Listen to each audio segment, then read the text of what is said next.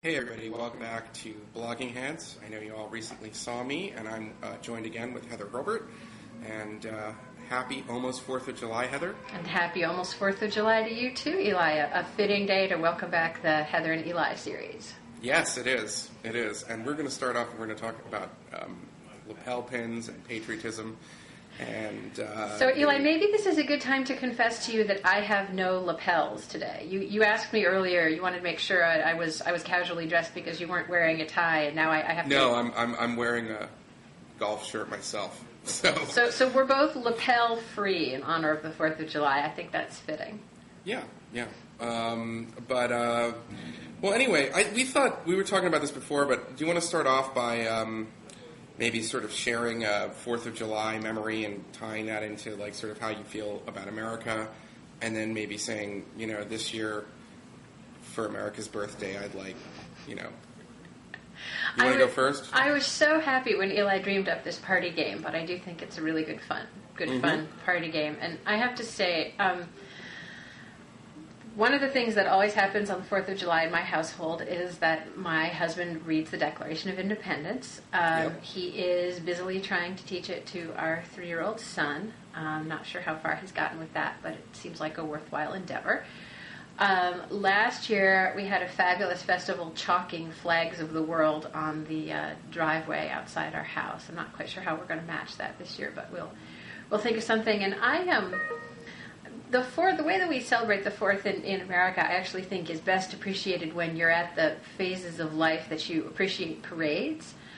Which is to say, I loved the 4th when I was a kid and I got to go to parades, and then maybe when I was older and it was mostly about what kind of party was I going to, I perhaps didn't appreciate it so much. But to me, the parades and, not even so much the big, huge, fancy, Macy's Fifth Avenue type of parade, but the kind of small, in your community where everybody comes out parade. I was telling Eli before this that the last couple of years I've gone to the Ann Arbor parade, which our elected representatives turned out, but then you had the shopping cart drill team, people doing precision maneuvers while pushing shopping carts, and a zillion different preschools with all the kids on tricycles. And so that's my sort of what makes the 4th in America great, is that it's a community participation holiday that everybody can find their own way to celebrate the country's birthday, which brought to mind my favorite line, Eli, from the Barack Obama patriotism speech that we were just talking about before we flicked on the cameras,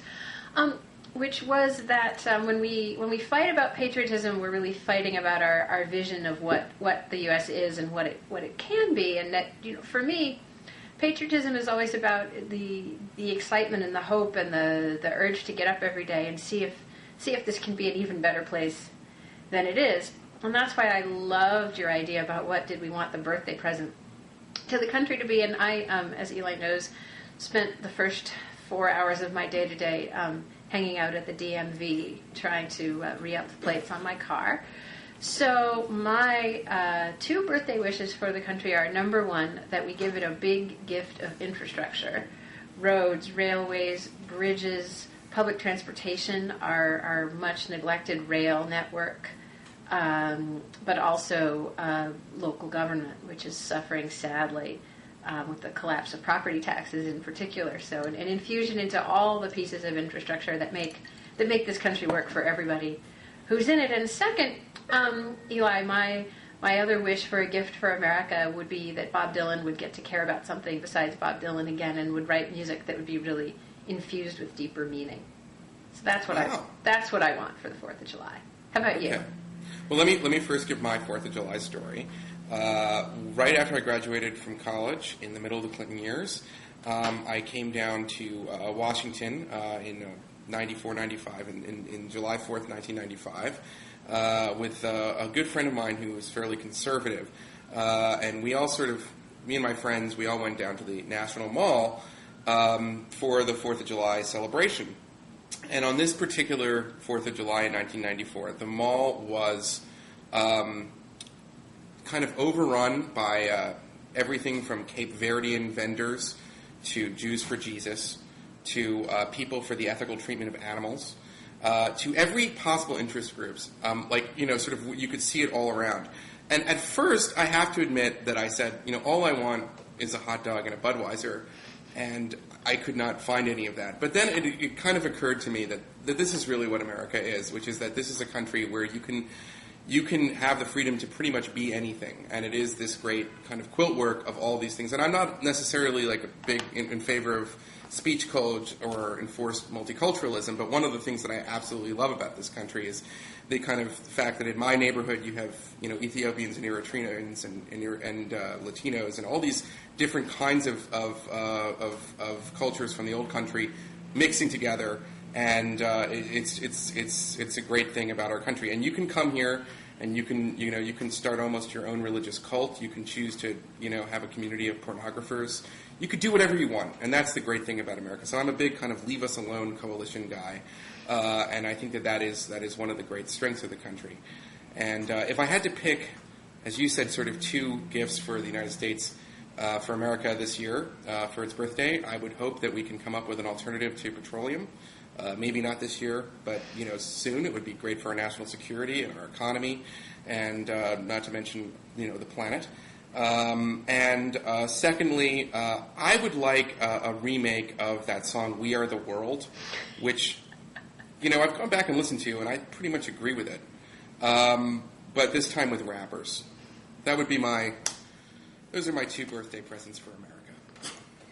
I actually think there may have been such a thing, but that it didn't go over as big. If you think about it, "We Are the World" is kind of presumptuous, right? Oh, it was incredibly presumptuous. And if you also think about it, I mean, "We Are the World" came sort of at the end of the moment where everybody was paying attention to the same thing. That was really the end of our kind of unilateral multiculturalism, if you want to call it that. Right. By the way, "We Are the World" is a lot better than the British version at the same time for Ethiopia, which was "Do They Know It's Christmas Time in Africa?" And considering that they were focusing on a famine in Ethiopia, which has one of the oldest Christian communities in the entire world, I mean, that was both presumptuous and ignorant. Now, having said that, I think the melody line of "Do They Know It's Christmas" is better than the melody line of "We Are the World." You might be right. Right. Yeah, it's a catchy melody. But musically, I think "Do They Know It's Christmas" wins. Your point about the Ethiopian Christians is well taken, but if you were forced to live with one of them in your head until the end of days, you'd have to go with "Do They Know It's Christmas." Yeah, but they clearly do know it's Christmas. Also, and I'm an old-time lefty type, but there's only so many sort of swaying back and forth, of course, "We Are the World" that a person can stand. Yeah. Well, they got to get Kanye on "We Are the World" remix. That's what I'd like to see. All right. Well, enough kumbaya and holding hands. Eli, I had a wonderful experience a couple weeks ago. I was up speaking to a men's group in Westchester County, New York, of all things. And a gentleman came up to me afterwards and wanted to know, with great urgency in his voice, what is Israel doing? If they're going to attack Iran, why don't they just attack them? Why are they advertising to everybody? And I, it's not often that I have to say, I just flat out have no idea, sir. But I did. So part of the inspiration behind this dialogue was I thought I'd ask you, what the heck do the Israelis think they're doing? Well, I don't have any kind of special insights, but I do think that the Israelis are getting more nervous because they are concerned that the Iranians will master the fuel cycle and will have the ability, at least, to detonate a nuclear device, which is different than a nuclear weapon. And that time frame is sooner than whether they will take this highly enriched uranium or plutonium and put it in a warhead. So I think that they're nervous about this time frame, and they last month they did some tests over the Greek Mediterranean, which was the exact distance between Israel and the Natanz facilities in Iran, to sort of prove, like, hey, we could do it. And I think that in that way it was a warning. I mean, it was a fairly detailed and I think official leak to the New York Times. And I also would say that it's not necessarily that the Israelis are going to say that they're planning it. And I wouldn't read anyone who writes that they know for certain that America or Israel is going to bomb Iran. I mean, they don't know. Those are very, very secret and ever-changing operational plans, if such operational plans exist. The official policy is still sort of a diplomatic and economic pressure. But the Israelis have, I mean, I think kind of across the board say they can't even live with an Iranian nuclear test because that test would likely be followed with the same threatening rhetoric, the same threats of terrorism from the Iranians. So in that respect, they're saying, listen, if this approach doesn't work, if the world doesn't handle this, which is what they prefer, then we have to take matters into our own hands. And I think that's what that was about. Back me up there. Because, okay, so you say you can't live with a nuclear test. So conceivably... No. Well, that's what the Israelis are saying. Right, so conceivably the Israelis could blow up a facility where stuff was being prepared for a test and actually stop a test. But everybody agrees that you can set back the program, but you can't destroy it, and you can't destroy the knowledge. So that's the first sort of why then is the test so important? And then second, it's not like Israel doesn't have to live with outrageous, overblown rhetoric and threats of acts of terrorism now. So what is it exactly about a strike that would make anything better? We know all the ways, and you actually spelled some of them out in the piece that you wrote about thinking about defending against an Iranian attack recently, but we know all the ways that bombing Iran would be harmful. But what is it that it would help? Well, if the Iranians test a nuclear device and they still have, their leadership, and it's not just Ahmadinejad, and they still say they want to destroy Israel, then those threats have a lot more credibility to a certain degree, at least psychologically, and that affects everything from international investment in Israel, which you can say is not existential, but if you add all these things up, you have that the threats themselves become a tremendous psychological weapon, which is that. Let me put it like this: I don't have any special knowledge as to whether the Iranians would or would not launch a first strike, and I'm inclined to think that they probably wouldn't risk the Israeli counterattack. But that's not necessarily, I'm not sanguine about this. They've been committed, or at least rhetorically committed, to destroying Israel since the 1979 revolution. They've supported groups that would ostensibly have, if they went nuclear, some sort of nuclear umbrella like Hezbollah or Hamas, and Israel's options become tremendously limited. Plus, the Israelis themselves are very concerned about kind of the reverse of Aliyah, which is when Jews go to Israel. They're afraid that a lot of Jews will leave Israel. And this was, I think, the strategic aim of Arafat's Second Intifada, which is that we'll make life so hellish in Israel that Jews will leave the country. And I think that that's in some ways the Iranian strategic thinking, which is that if we test, we say, hey, listen, we have a nuke, we have missiles that could hit you, and then they keep sort of sounding all crazy, which is sort of what direction it looks like they're going, then that would be enough of incentive that a lot of Jews in Israel would hey, I'm not going to wait around for Tel Aviv to go up in a mushroom cloud. But Eli, this makes no sense for two reasons. Well, I'm not saying it because look, if we agree that you can't unlearn what the Iranians have learned, so therefore even if you can bomb a facility and you can stop a test, you can't remove the knowledge. So your choice is a cloud hanging over Israel from Tehran, as is the case now, or a cloud hanging over Israel from Tehran plus Hezbollah making responsive attacks. So that's the first point. I fail to see how it improves anything. And second, if you think that there's an economic... I myself would not choose to raise the economic argument because I don't think it's admissible when you're discussing things that are this much matters of life and death for this many people.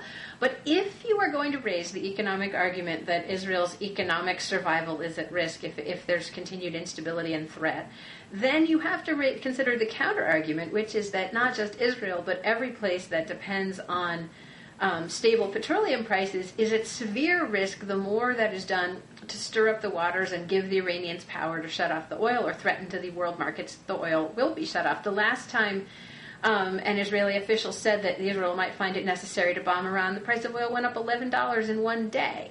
Now, I personally don't think the economic criteria is the right one, but if you're going to raise it, then you have to consider the counter criteria. It's one of many criteria, and I would say that the big difference now is that the Iranians don't have the ability to destroy Israel.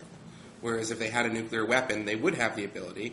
And if they had a nuclear test, the other thing we have to consider is that if they announced, we've gone nuclear, as Pakistan and India had, or North Korea to a certain extent, if they did that, that would also set off an arms race in the Middle East, which would be pretty bad as well.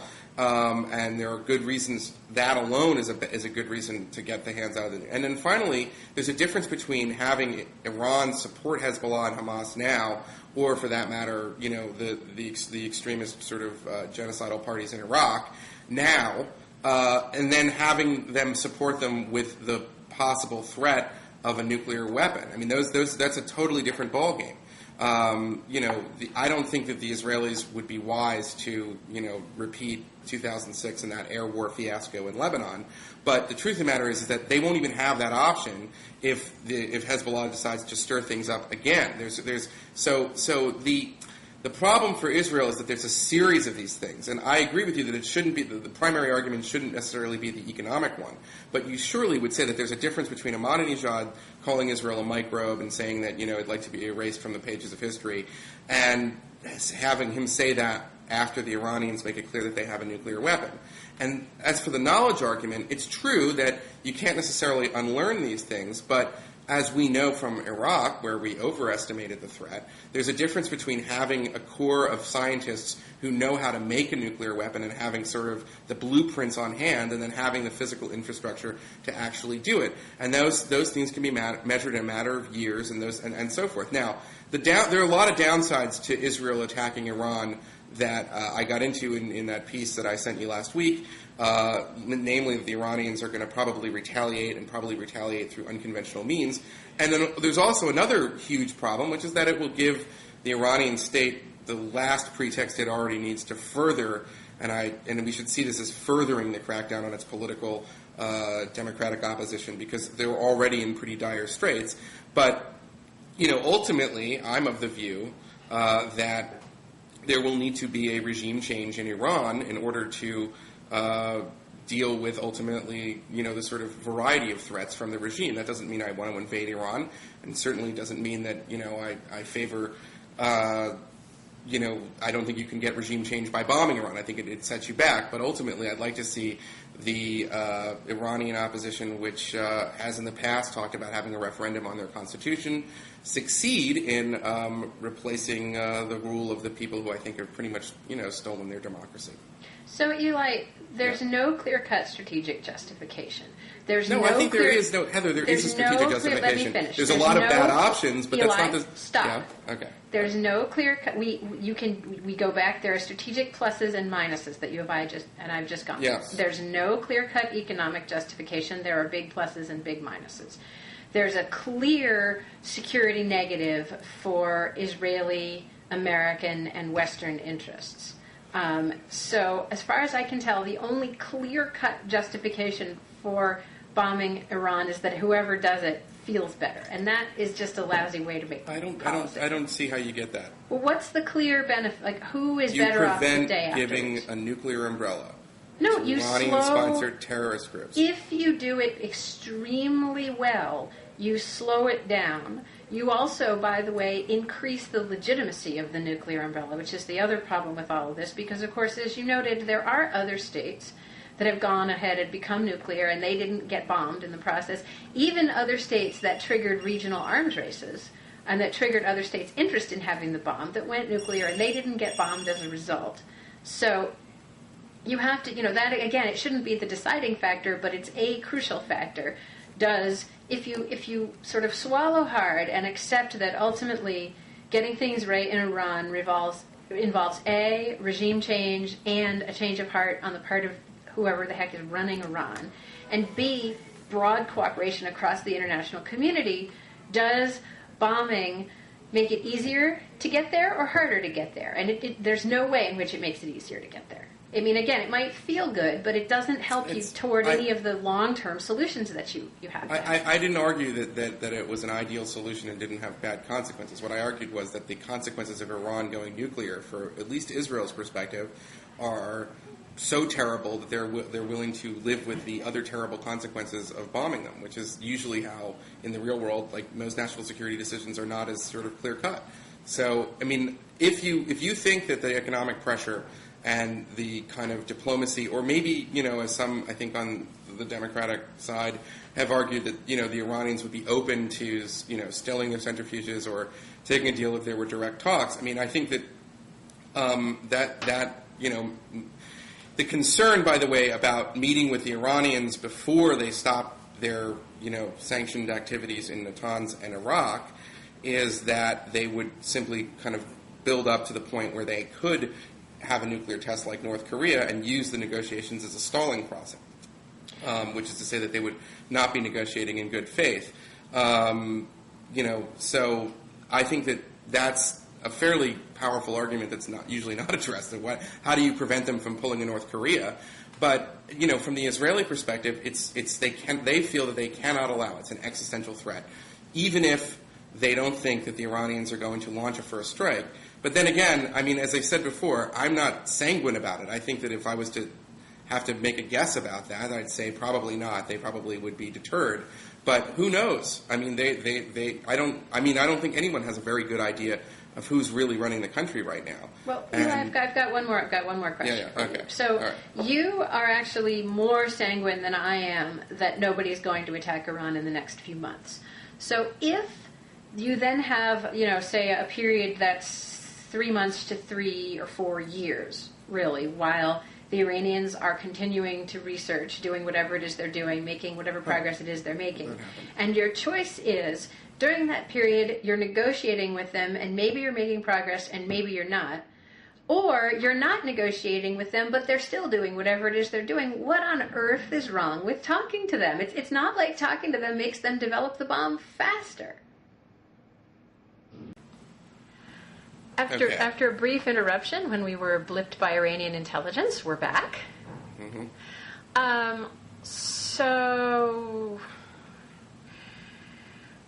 Yeah, Eli, I just... And the other sort of question I have about all of this is that the Iranians are perfectly well aware that Israel is able and willing to bomb them. They're perfectly well aware that the U.S. is able and willing to attack them either from the air or over the border from Iraq. So given that, as you've noted, the more kind of banging the war drums we do, the more that helps hardliners in Tehran, why on earth keep doing it? I don't believe this. I think, Heather, I'm just going to say it. I think that I'm a little confused. I think that your side believes that it's possible to negotiate with Iran, and I would agree with that if the Iranian government resembled that of Khatami and had shown signs of sort of reform. But, it's almost in this equation, it's like I think that the left or the liberal side tends to look at the U.S. and Israel as the sort of Aristotelian prime mover here. I mean, the Iranians have increased a lot of their activities and have given plenty of signals that they themselves are very uninterested. Most notably, they have, I think declined last month the latest offer from all 5 members of the UN Security Council plus 1.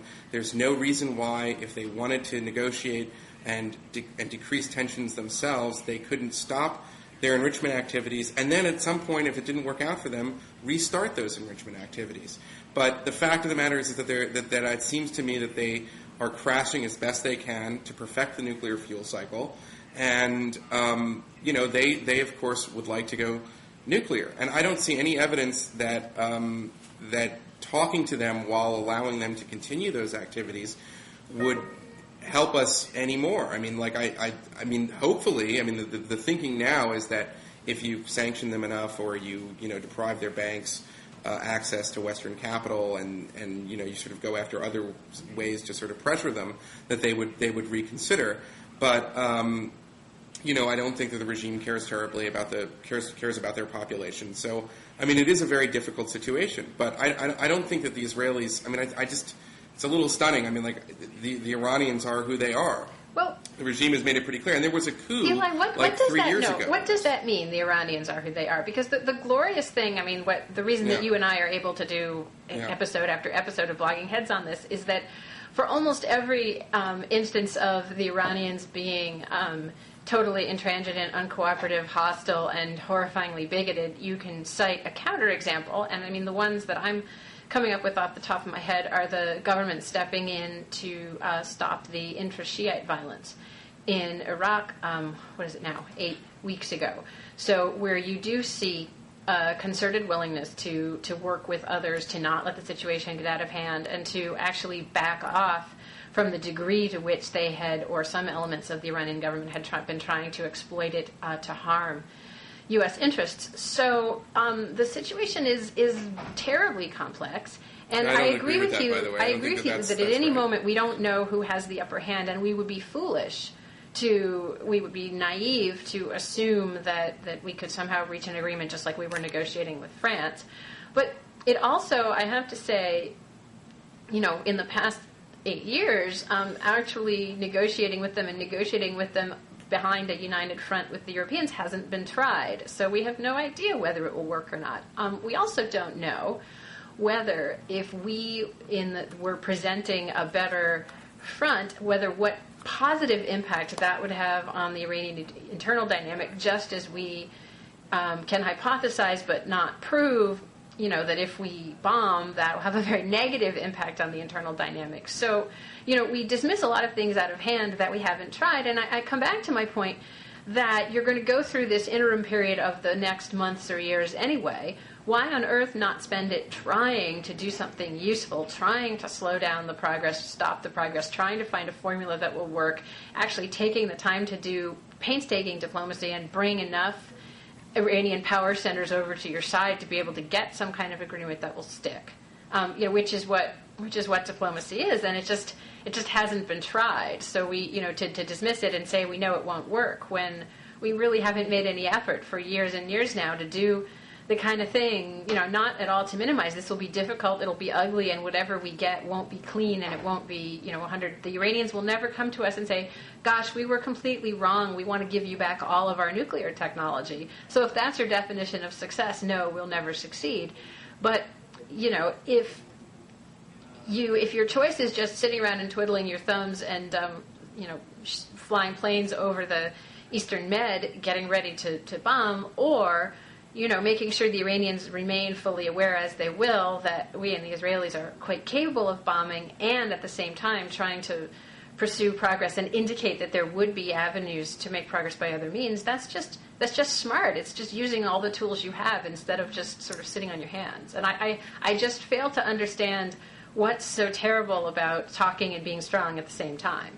Heather, if I may, I disagree with the premises of your question. First of all, I don't think the Iranians played much of a role in what you called intra-Shia violence, what I would call is, a kind of failed rebellion from Sadrists against the elected government. And keep in mind that the Iraqi army, including battalions from the Anbar Awakening, put down, in many cases, people who were part of Iranian special groups, which is to say that the people who were doing the anti-government violence in that latest episode were working directly for Iranian intelligence. At least that's what the Ambassador Crocker and General Petraeus have said. So that's the first thing. And the second thing I would say is that we have very much left open the possibility to the Iranians that we are willing to negotiate with them. What we do not want to do is negotiate with them in a position where they use the negotiating process to simply buy more time and evade pressure for going back on what originally was their agreement with the Europeans, which is that they would still their centrifuges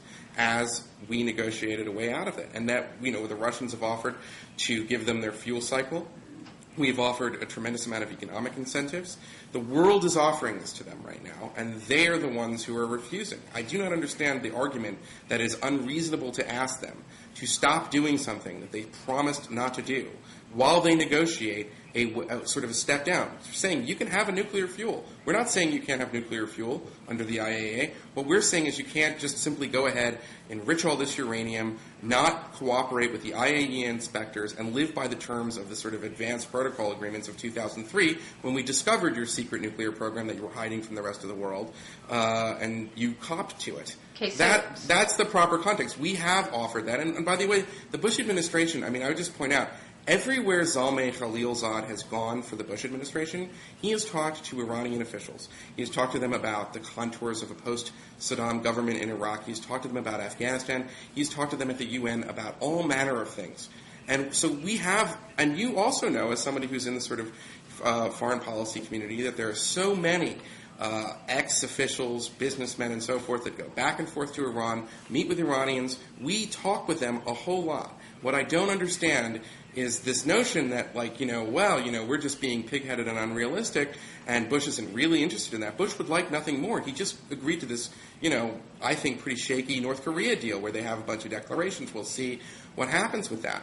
Bush is interested in sort of resolving this stuff diplomatically. It's the Iranians who I think have been have shown that they're not terribly interested in this sort of thing. And by the way, while all this is happening, I just want to make one following point.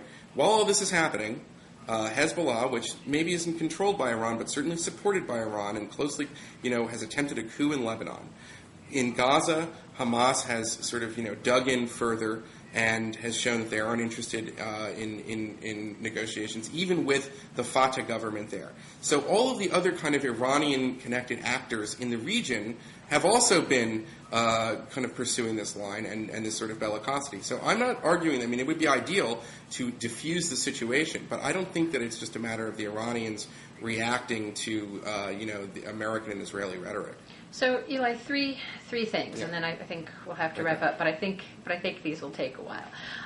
Number one, is it not correct that in fact the Iranian government is closer to al-Maliki and his party than to the Sadrists? So, in fact, the Iranians have been very cleverly playing both sides with the Shiites, and that in fact they were quite involved in brokering the eventual ceasefire that ended the violence between the Sadrists and Maliki. So on that point, you're wrong.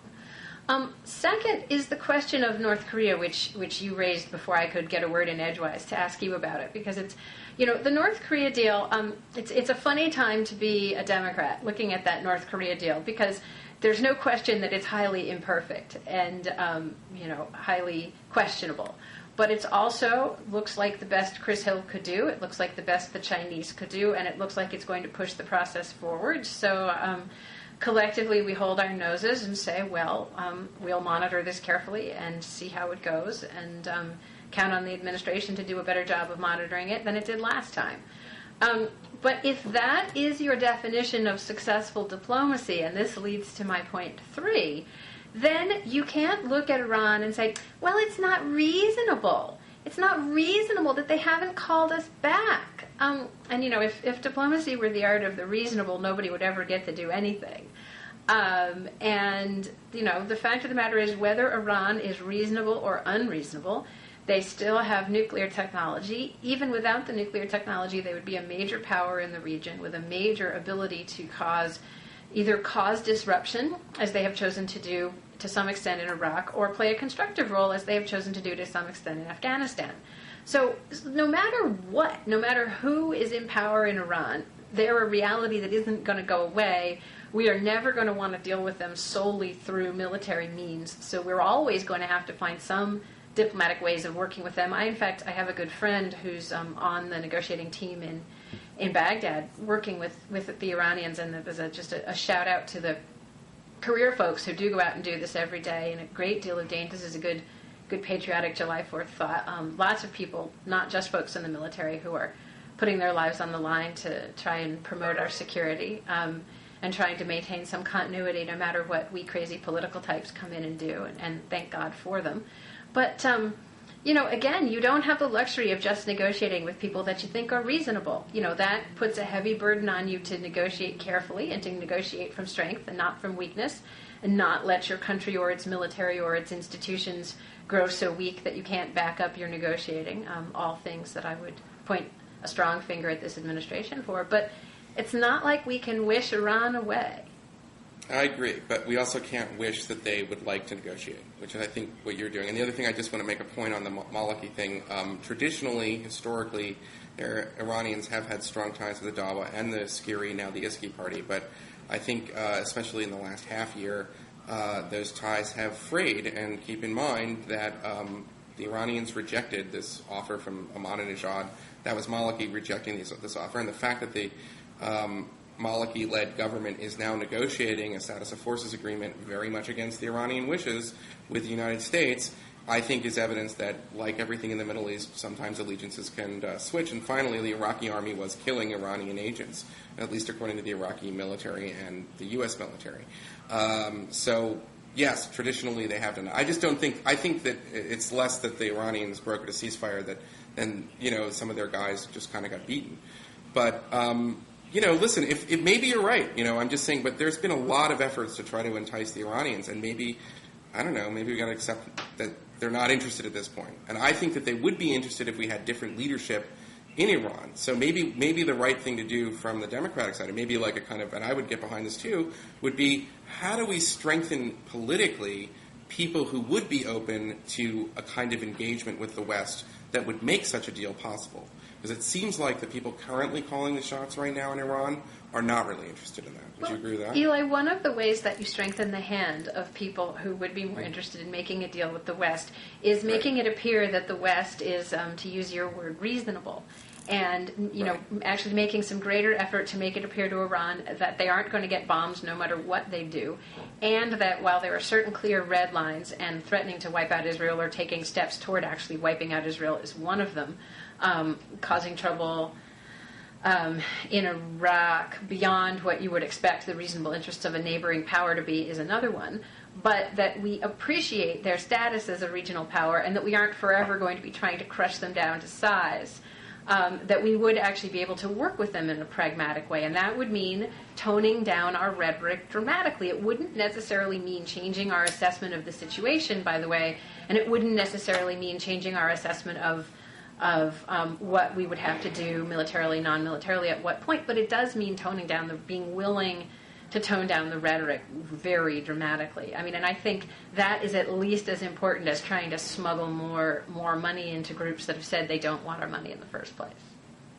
Well, as for the money, we've talked about that before.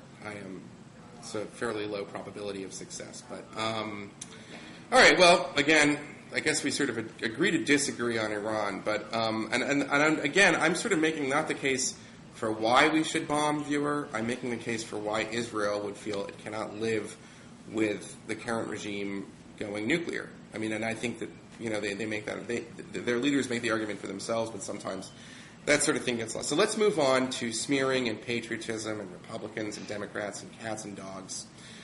Heather, where do you want to start on this one?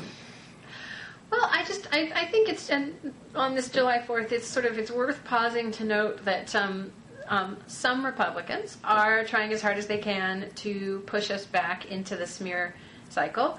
Some Democrats are fighting back much more vigorously than in the past, and it's sort of an interesting moment because it's a little uncomfortable for everybody, and we're in some ways in entirely new territory, I think, because you've had this exchange with John McCain in the past couple of days, and how do we separate out, as I think Obama is trying to do, legitimate pride in country and respect for the service of others in the name of the country on the one hand, and an ability to say what forms of service are legitimate qualifications for the presidency and what are wonderful forms of service but maybe don't necessarily teach you anything about presidential leadership. And I think a whole bunch of bigger, questions behind that about what are we, and coming out of this period where a whole lot of people have been asked to do a whole lot of things in the name of patriotism, while even more people have been asked to do nothing but spend money in the name of patriotism. How do we think about our own sacrifice and each other's sacrifices? And how are we going to think about that in 5 or 10 years when our kids ask us, what did you do during the war on terror? Well, Junior, I went shopping. Okay, I wrote editorials for the New York Sun and news stories. I don't know,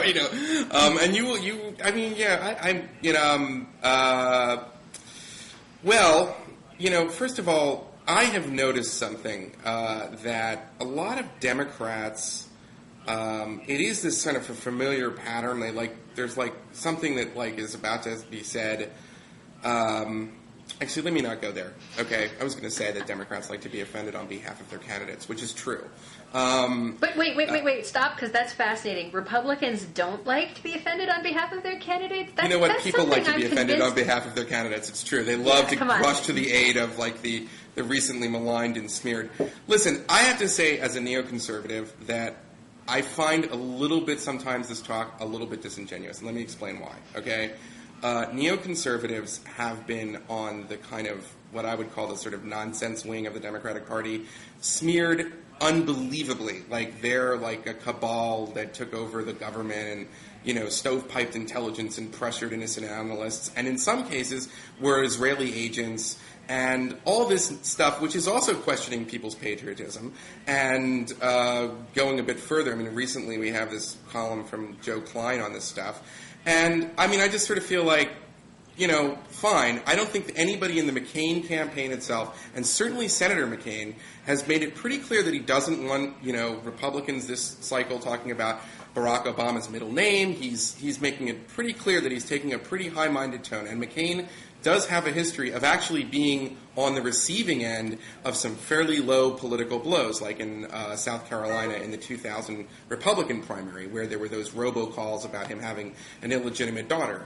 So, you know, then recently, so I think that some of this is a fact of American political life, particularly in the era of the internet, where you have a lot of different voices coming out, and, you know, people who tend to pay the most attention about politics tend to have the most kind of stronger ideological views about politics, and they, in that respect. So, you know, I don't think it's just sort of a Republican thing. And finally, I would just point out that, you know, Michael Lind and Sidney Blumenthal spent a great deal of time calling neoconservatives like Trotskyites and Mensheviks. And, you know, come on, guys. Seriously. That's all I'd say.